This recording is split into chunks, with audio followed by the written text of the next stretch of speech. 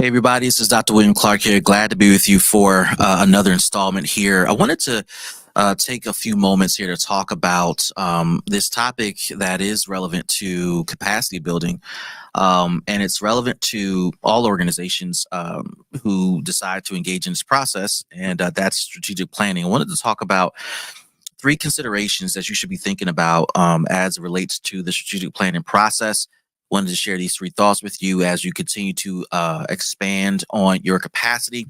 If at any time you want to have a conversation with me about your capacity building needs for your nonprofit, specifically as it relates to strategic planning and fundraising, visit us at drwilliampclark.com. Again, that's drwilliampclark.com. Now, here are three considerations I want to share with you about strategic planning that can help you navigate through this process. Number one, accept the fact that strategic planning is a part of you telling your story.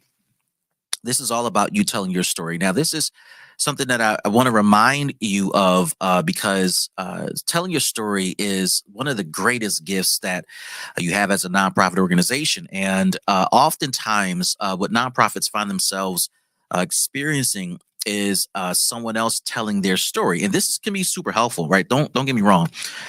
When you start having other people tell your story, this is great because that means that the word is getting out. People are having a chance to interact with you, and people have a chance to hear about you from trusted voices and places and spaces. But the problem is, oftentimes, even when it's a good thing or good story being told about you, someone else is telling your story.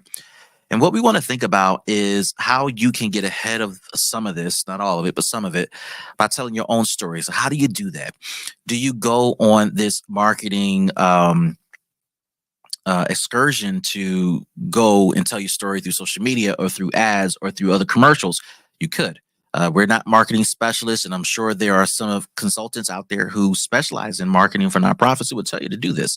And I think there is certainly a place and purpose for that. But I want to specifically talk about utilizing the leverage of storytelling through your strategic plan. Now, why am I sharing this or why am I promoting this? One, every organization has to have some sort of strategic thought, plan, concept in place as they begin to talk about their future plans and their future vision for the organization. This information is communicated to your funders in one way or another. The strategic plan is submitted to your board, approved by your board, co-developed with your board. It is also co-developed with your senior staff in mind. So there's a lot of key stakeholders who play a role in all of this, and they have a voice in the process of strategic planning. But think about this. Your strategic plan also shows up in your fundraising. This is why, for us, as we think about it, it's tied together. Strategic planning and fundraising is tied to your capacity building. Well, when you are taking pieces of your plan and articulating the same message, the same story in your grant applications, in your RFP responses, in your contract proposals, or in any other marketing piece, marketing messaging that you're going to release with your marketing consultant or marketing staff through social media, through commercials, through print ads, through digital ads, all of it comes back to the strategic plan because there's a message and a story that's being communicated in what you're looking to accomplish over the next 36 months. So when you engage all of your stakeholders in the planning process and you all get together and intentionally sit down to plan and to coordinate, you're saying that we are spending our time putting this story together and it matters. So view the strategic planning process as part of telling your story. The next thing to consider is utilize the strategic plan to structure a plan for what's next, right? I've been in situations where I've seen organizations view the strategic planning process as a journal or a diary of what has happened. So they look at it as a review of the past activities. I think there's some value in doing some evaluation of the past, and certainly in the plans that we develop, there is some evaluation of the past, but the plan is about the future. The plan is about what's next. The plan is about what's coming, what we are planning to do. And here's a piece of this that I do want to share you, and it's not in my notes. that strategic planning and planning for the future also includes activities that you've kind of started now that you're looking to lean into, dig into a lot more in the future. So if you've done the work of launching a new program, a new initiative, a new idea, a new concept, and you started the piloting process and you're noticing some results, this is a great opportunity to use the strategic plan and say, hey, we're going to do a lot more of this. So this is not guesswork for us.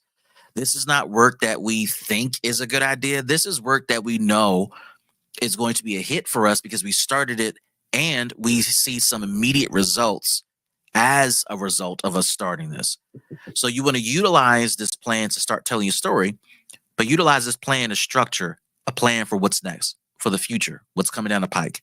Because people are going to be reading this plan, not just internal stakeholders, but external stakeholders, your funders, your legislators, your supporters are going to be reading this plan to get a sense of, well, how can we align or support ourselves or align ourselves to support this organization? How can we share resources to support this organization? How can we leverage our relationship with this organization relative to our plan and our work that we are envisioning for ourselves? So this is all about talking about what's coming down the pike and what's next. The last thing I want to share with you about the strategic planning process is for you to take the liberty during the strategic planning process to think different, to be different, and to execute differently. Utilize this opportunity, this time to engage in all these things and to do it differently, right? To think different, right? To change your mindset, to change your approach to things, to change the how-tos of the work and to do it much, much, much differently. Secondly, this is an opportunity that you can leverage to be different, to be a different organization, to be a different department, to be a different leader. Yes, you have some track records that you're going to have to overcome and deal with, but it doesn't mean you have to stay in that space. In fact, you have the ability to do something so different, so radical that folks are going to get a sense of that change because you are utilizing the planning process. You're utilizing the strategic plan itself to articulate the different future you envision for not only yourself, but the team, the organization at large. And then lastly, the executing differently process, right? When you're thinking about how we execute different, we've established a way of doing business that has worked for a particular time for our organization. We've established a way of doing business that has made sense for us over the years, and we've seen X results. But we're noticing that we're not getting the results we want or desire for a different future.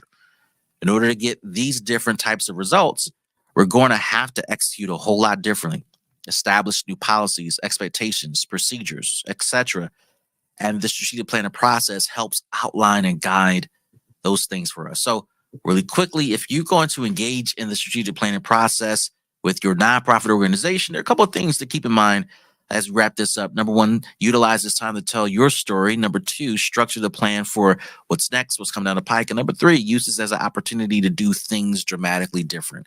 Now, if you're looking to expand the capacity of your organization through strategic planning and fundraising planning, I want you to visit me at drwilliampclark.com and schedule a consultation with us or shoot us an email. We'd be glad to communicate with you and connect with you to talk about your project and how we can possibly assist you on your journey. This is Dr. Clark.